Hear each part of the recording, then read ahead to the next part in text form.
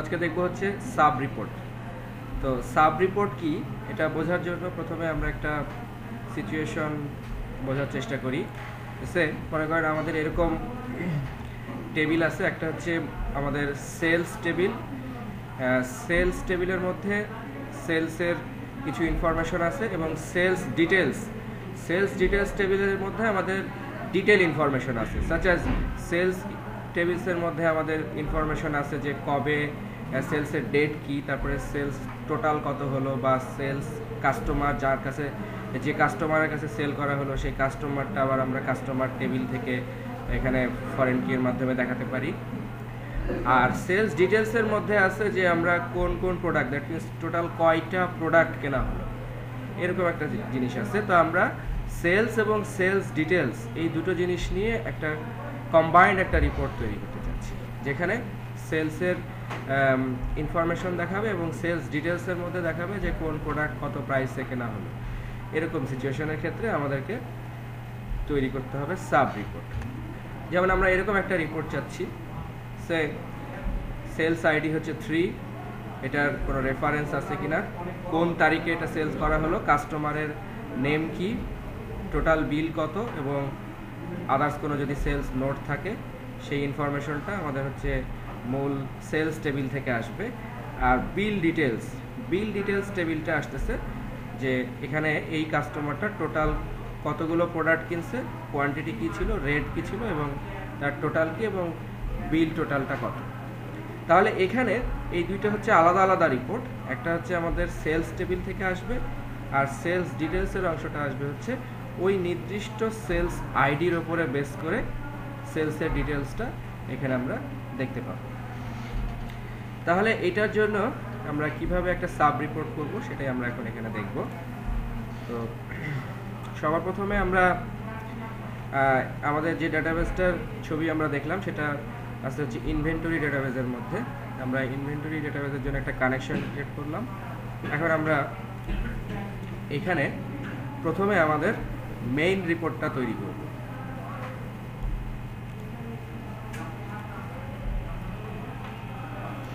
আমি এটার নাম দিলাম মেইন রিপোর্ট। তারপরে আমরা এসকিউএল সেকশন থেকে এই ইনফরমেশনগুলো ডিসপ্লে করার জন্য এটা দুইটা টেবিল থেকে আসছে, একটা হচ্ছে সেলস টেবিল এবং আর একটা কাস্টমারের নেমটা আমরা আনতেছি হচ্ছে কাস্টমার টেবিল থেকে। আমরা এখন সেলস এবং কাস্টমার টেবিল থেকে ইনফরমেশনগুলো নিয়ে আসছি। এখানে দেখা যাচ্ছে যে সেলস আইডি আছে, নেম আছে, বিভিন্ন ইনফরমেশন আছে, এগুলো আমরা সব নিয়ে নিচ্ছি। এখানে আমরা কোনো গ্রুপ বাই ব্যবহার করছি না।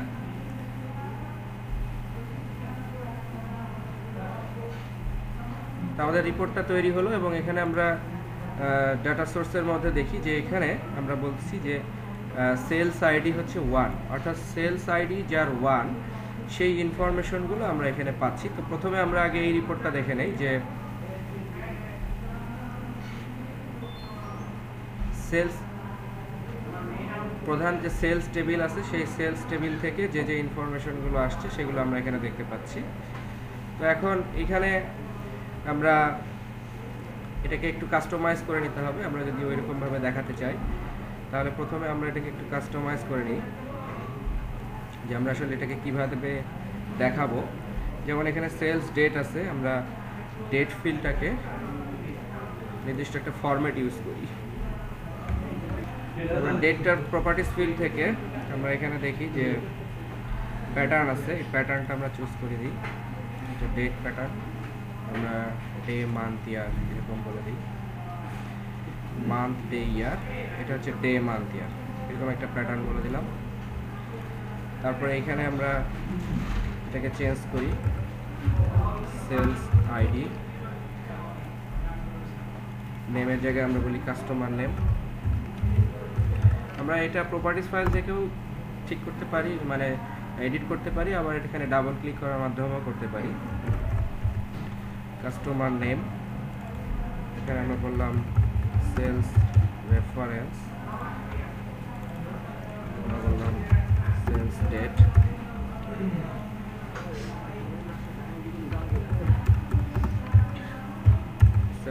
Total sales note. এবার আমরা দেখি, তাহলে আমরা দেখতে পাচ্ছি যে 1 নম্বর সেলসের ইনফরমেশনটা আমরা দেখতে পাচ্ছি। এখন আমরা এখানে একটা সাব রিপোর্ট জেনারেট করব, যে সাব রিপোর্টের মাধ্যমে আমরা ওই সেলসের ডিটেলস ইনফরমেশনটা নিয়ে আসব। এটা করার জন্য আমরা প্যালেট সেকশন থেকে আমরা চুজ করব হচ্ছে সাব রিপোর্ট, এবং সাব রিপোর্টটাকে আমরা এখানে ড্র্যাগ করে বসিয়ে দিব।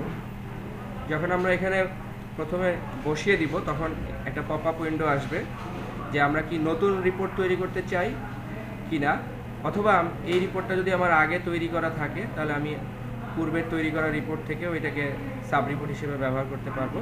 তো যেহেতু আমরা নতুনভাবে এই রিপোর্টটা তৈরি করতে চাচ্ছি, সুতরাং আমি এখানে চুজ করলাম ক্রিয়েট এ নিউ রিপোর্ট। এরপরে আমরা নেক্সট সেকশনে গেলাম। নেক্সট সেকশনে গিয়ে আমরা এখানেও একটা টেমপ্লেট চুজ করলাম। এরপরে কুইরি সেকশনের মধ্যে এসে আমরা সেলস ডিটেলস ইনফরমেশন দেখানোর জন্য আমরা এরকম একটা কুইরি করলাম, যেখানে ওই একই সেলস আইডি দ্যাট মিনস 1 ব্যবহার করলাম। এরপরে আমরা এখানে দেখতে পাচ্ছি যে ফিল্ডগুলো আমরা এখানে নিয়ে আসলাম। দেন এখানেও আমরা কোনো গ্রুপ বাই ব্যবহার করছি না। এবং এইখানে সাব রিপোর্ট এক্সপ্রেশনের মধ্যে আমরা এখানে রিপোর্টের নাম main report underscore sub report, তো এটা যেহেতু মেন রিপোর্টের আন্ডারে সাব রিপোর্ট, আমি এরকম নাম দিলাম যে main report underscore sub report.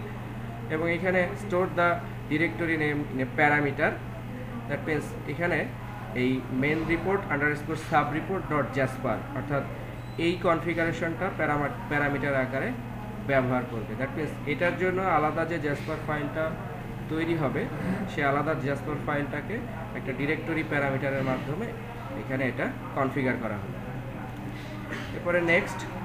এরপরে আমরা বলবো যে এখানে কানেকশন এক্সপ্রেশন, তো কানেকশন এক্সপ্রেশনের মধ্যে আমরা যে সাব রিপোর্টটা তৈরি করছি, এটা মাস্টার রিপোর্টটা যে কানেকশন এক্সপ্রেশন ব্যবহার করছে, সাব রিপোর্টটাও সেই কানেকশন এক্সপ্রেশনটাই ব্যবহার করবে। নেক্সট আমরা এখানে এই রিপোর্টটা তৈরি করলাম, তো আলাদাভাবে একটা সাব রিপোর্ট তৈরি হলো। আমরা যদি এখন এই সাব রিপোর্টটার আলাদাভাবে প্রিভিউ দেখি, তাহলে আমরা এখানে আলাদাভাবে সাব রিপোর্টটার প্রিভিউ দেখতে পাচ্ছি। ওকে, সেলস আইডি হচ্ছে 1 এবং সেলস আইডি 1 এর আন্ডারে এই জিনিসগুলো আসছে। এখন আমরা এই সাব রিপোর্টটার মধ্যে, সাব রিপোর্টের যেহেতু আমাদের আলাদাভাবে এরকম title section, page header section এগুলো আমাদের প্রয়োজন নাই, সুতরাং আমরা এই টাইটেল সেকশনটাকে ডিলিট ব্যান্ড, টাইটেল সেকশনটাকে বাদ দিয়ে দিলাম। তারপরে আমাদের এখানে যে কলাম ফুটার আছে, অর্থাৎ এখানে আমরা দেখতে পাচ্ছি এটা হচ্ছে পেজ ফুটার, আমরা এই পেজ ফুটারটাকেও বাদ দিয়ে দিচ্ছি। সুতরাং যাতে রিপোর্টটা এই মেন রিপোর্টের সাথে যখন সংযুক্ত হবে তখন যেন এটা ফিট করতে পারে। তো প্রথমে আমরা এটাকে একটা নির্দিষ্ট পজিশনে এটা বসিয়ে নিব। এরপরে আমরা এখানে যেটা ইউজ করব সেটা হচ্ছে যে এখন আমরা যেহেতু এটা 1 নম্বর সেলসের জন্য এটা ফিক্সড হয়ে গেছে, সুতরাং আমরা এটাকে প্যারামিটারাইজ করে নিতে পারি। তো প্যারামিটারাইজ করে নেওয়ার জন্য আমরা এখানে এই সরাসরি 1 এর পরিবর্তে আমরা এখানে একটা প্যারামিটার বসাতে পারি। তো প্যারামিটারটা আমরা এখান থেকেও তৈরি করতে পারি, আবার এইখানে এসেও আমরা বলতে পারি যে নিউ প্যারামিটার। আমরা এখানে প্যারামিটারের নাম দিলাম হচ্ছে inv_number, এরপরে এটার ভ্যালু এক্সপ্রেশন হচ্ছে টেক্সট অথবা ভ্যালু এক্সপ্রেশন টেক্সট। ওকে, এবং ডিফল্ট কোনো ভ্যালু এক্সপ্রেশন যদি থাকে, আমরা আপাতত ডিফল্ট ভ্যালু এক্সপ্রেশন রাখছি না। এরপরে আমরা এখানে এই 1 এর পরিবর্তে আমরা এখানে বসিয়ে দিব হচ্ছে inv নাম্বারটা। ওকে, ঠিক একইভাবে সাব রিপোর্টের ডাটা সোর্সের মধ্যেও আমরা এখানে ওই প্যারামিটারটা একই নামে inv_number এই নামে এটাকে ক্রিয়েট করে নিব, কোনো ডিফল্ট এক্সপ্রেশন থাকবে না। ঠিক একইভাবে আমরা এটাকে এখানে বসিয়ে দিব, যাতে ওই নির্দিষ্ট ইনভয়েস নাম্বারের আন্ডারে সাব রিপোর্টটা ডিসপ্লে হয়। এরপরে এখান থেকে আমরা প্যারামিটার সেকশন থেকে গেলে দেখব যে এই নামে একটা প্যারামিটার ক্রিয়েট হয়েছে। তো আমাদের মেক শিওর করে নিতে হবে যে যেন এটা ইউজ অ্যাজ এ প্রম্পট ব্যবহার করা হয়, সো দ্যাট আমরা রান টাইম সময় এখানে ভ্যালু দিতে পারি। ওকে, আচ্ছা, লাস্ট আর একটা জিনিস আমাদেরকে ম্যাপ করতে হবে, সেটা হচ্ছে যে মেইন রিপোর্টের মধ্যে সাব রিপোর্টটাকে সিলেক্টেড অবস্থায় এটার প্রপার্টিস থেকে আমাদের মেইন রিপোর্টটা এবং সাব রিপোর্টটার মধ্যে কমিউনিকেশন করার জন্য এদের মধ্যে যে প্যারামিটারটা তৈরি করা হয়েছে সেই প্যারামিটারটাকে ম্যাপিং করতে হবে। এটা আমরা এখান থেকে করব। এই প্যারামিটার সেকশনে এসে এটা সিলেক্টেড থাকা অবস্থায় প্যারামিটার সেকশনে আসলে আমরা দেখতে পাবো যে এখানে এই আমরা INV নাম্বার এইটা দ্বারা এর মধ্যে এই ভ্যালু এক্সপ্রেশনের মধ্যে থাকবে হচ্ছে ইনভয়েস নাম্বার, অর্থাৎ মেন রিপোর্টের মধ্যে আমাদের প্যারামিটারটার নাম ছিল হচ্ছে ইনভয়েস নাম্বার এবং সাব রিপোর্টের মধ্যেও আমাদের প্যারামিটারটার নাম হচ্ছে ইনভয়েস নাম্বার। এইটার মাধ্যমে আমরা মেন রিপোর্টের সাথে সাব রিপোর্টের যে লিঙ্কটা সেই লিঙ্কটাকে আমরা চিনাই দিলাম। এরপরে আমরা সাব রিপোর্টের মধ্যে তো আমরা দেখলামই যে সাব রিপোর্টের মধ্যে এই রিপোর্টের টাইটেল, পেজ ফুটার এগুলোকে আমরা বাদ দিয়ে দিলাম। এরপরে এইটাকে আমরা হচ্ছে এই মেন রিপোর্টের সাথে ট্র্যাক করে ফিট করে নিব, দেন তারপরে আমরা এটাকে অ্যাডজাস্ট করে নিব এবং খেয়াল রাখবো যে আমাদের মেন রিপোর্টের যে প্যারামিটারটা আছে সেই প্যারামিটারটা যেন প্রম্পট ব্যবহার করা হয়, সো দ্যাট আমরা যখন মেন রিপোর্টটাকে এখন রান করার পরে যখন আমরা এরকমভাবে যে কোনো ইনভয়েস নাম্বার দিব, তখন সেটা ওই নির্দিষ্ট ইনভয়েস এবং ওই ইনভয়েসের ডিটেলস, যেমন 1 নম্বর সেলসের মধ্যে 20 লিটার এবং 50 লিটার ছিল। এরপরে আমরা যখন আবার এটাকে একটু বারবার একটু প্রম্পটটা উঠায় দিতে হয়, পরবর্তীতে যখন আমরা আসবো তখন আবার প্রম্পটটা আসবে। 3 নম্বরের ক্ষেত্রে আমরা দেখতে পাচ্ছি যে এখানে অন্য আইটেম বা অন্য প্রোডাক্টগুলো কেনা হয়েছে। সুতরাং এখানে মেইন সেলসের আন্ডারে যে সেলসের ডিটেলস ইনফরমেশনটা আছে সেই ডিটেলস ইনফরমেশনটা আমরা দেখতে পাচ্ছি। দ্যাট মিনস এই ডিটেলস অংশটা হচ্ছে একটা সাব রিপোর্টের অংশ আর মেইন অংশটা হচ্ছে মেইন রিপোর্টের অংশ। তো মেইন রিপোর্টটা পাচ্ছি হচ্ছে আমরা আমাদের এই মেইন সেকশন থেকে, আর এই মেইন সেকশনের মধ্যে আমরা একটা সাব রিপোর্টকে সংযুক্ত করে দিচ্ছি। তাহলে এরকমভাবে আমরা আমাদের এ ধরনের পারপাসের ক্ষেত্রে সাব রিপোর্ট তৈরি করি।